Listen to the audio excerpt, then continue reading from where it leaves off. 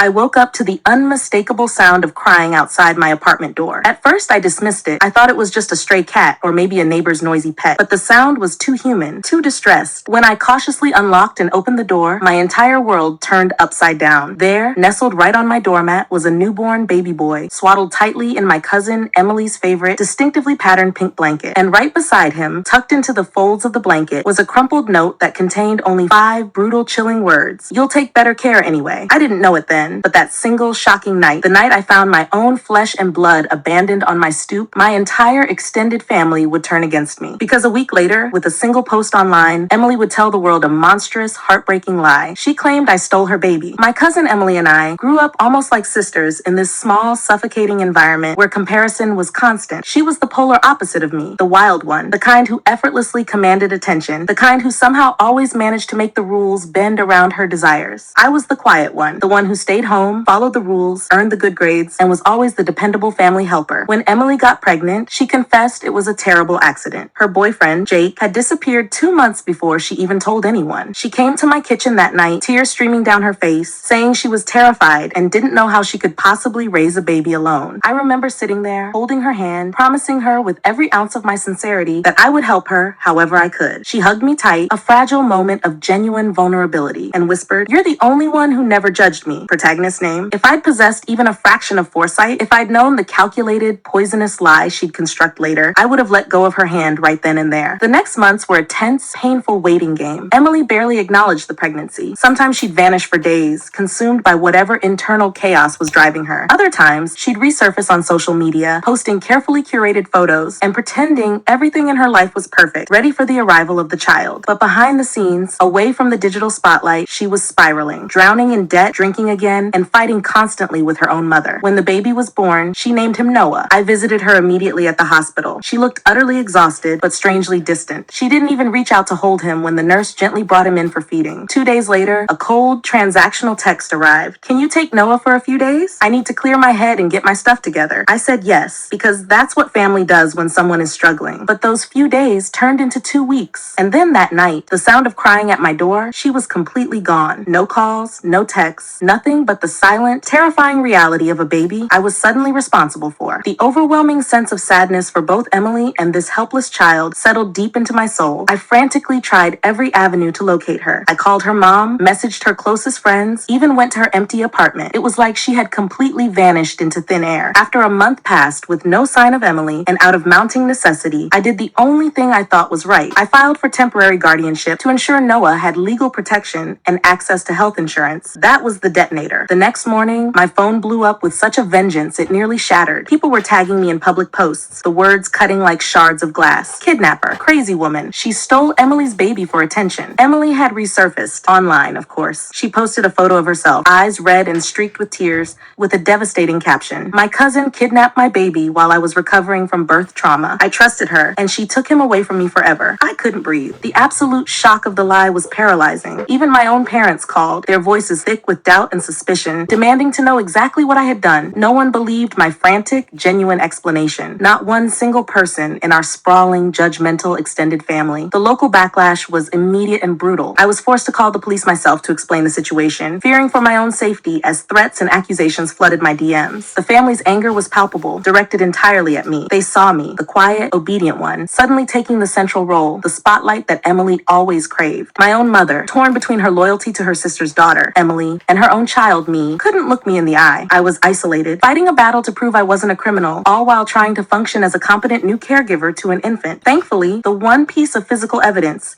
the note she left that night, those 5 damning words, written in her own hasty, recognizable script, was still in my drawer. It was the only tangible thing that saved me from immediate legal action. When the police officer saw it, he frowned and said, "This certainly doesn't sound like someone who had her baby taken away against her will, ma'am." But Emily was relentless, a true master of manipulation. She continued spinning her victim narrative online, fueled by the pity of strangers. She even went so far as to tell family members that I had forged the note, claiming I was obsessed with having a child and was desperate to steal hers. The tension ripped through our family like a wildfire, forcing everyone to take sides in the ugly, very public drama. A week later, her mother, my own aunt, the woman who had watched me grow up, showed up at my doorstep, screaming hysterically, "Give my grandson back. Emily's been through enough." That entire day, watching the raw, misdirected fury in her eyes lies, I realized the cold, hard truth of the situation. They didn't genuinely want Noah back. They simply didn't want me to be the one to have him. They wanted the shame and the responsibility to remain with the person they deemed the wild one, not the quiet one who dared to become the unexpected hero. Their anger was rooted in their inability to accept that I was the better choice. Months crawled by, defined by court hearings and excruciating legal costs. Emily's lawyer painted me as the calculating villain, claiming I had brainwashed the emotionally vulnerable mother into giving up the baby. My lawyer presented the factual evidence: the note, the weeks of silence, her complete lack of contact. Still, the judge, operating on legal precedent and a presumption of maternal rights, needed definitive proof to move forward. He ordered a paternity test. The results were not just a twist, they were a systemic dismantling of Emily's entire story. Jake, the boyfriend Emily had publicly named as the father, the man she claimed abandoned her, came forward to cooperate with the court. The DNA test proved definitively Jake was not the biological father. Emily had lied to everyone, even to the man she had used as the initial emotional scapegoat. The immediate shock that reverberated through the courtroom when the results were read was audible, but that wasn't the final depth of the betrayal. The social worker assigned to the case, a sharp, observant woman who didn't trust Emily's perfect online persona, found something even worse, something that explained the why behind the calculated abandonment and the subsequent media frenzy. Emily had been secretly posting pictures of Noah on a fake mommy influencer account, an account completely separate from her personal life, pretending to be a devoted, struggling single mother. While she was publicly accusing me of kidnapping, she was collecting brand sponsorships, monetizing the child she had discarded. She was literally making money off the baby she had abandoned on my doorstep. When that evidence came out in court, screenshots of sponsorship deals and influencer earnings, she broke down, not in tears of remorse, but in a hysterical, screaming fit of exposure. Her mother, sitting beside her, buried her face in her hands, utterly humiliated. The judge, seeing the clear, cynical pattern of deceit, instantly granted me full custody with immediate legal effect. The silence in the courtroom after the judge's ruling was heavy, absolute, and filled with the cold air of undeniable justice. Emily didn't look at me, not once. As I walked toward the exit, holding Noah securely in my arms, she muttered one last pathetic, resentful line, her voice raw with spite.